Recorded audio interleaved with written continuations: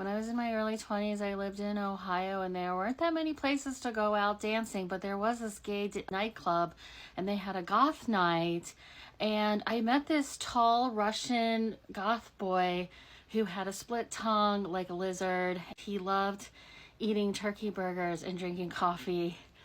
And what I found out, we started dating. I found out that by day he was a pharmacist who owned his own house in a rich suburb.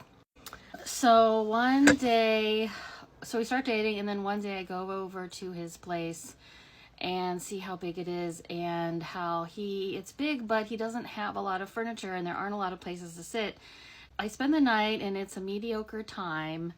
And the next day I'm just gonna leave, and then he's like, no, stay, I'll make you breakfast. So he makes me breakfast. It's just a round patty, a turkey burger with nothing on it, and a coffee, and he sends me down to the basement alone, and he's like, yeah, there's a place to sit down there and I'll be right there. But he's not right there, and I'm just alone, and I'm sitting on this striped 70s couch that looks like it came with the house. And I realized that his basement is huge and it's multi-level, and it would be dark, except there are these huge fish aquariums everywhere with like fish and crabs and stuff and frogs in them. They're like lit by like black light color, like this dark purple and a blue and a lime green.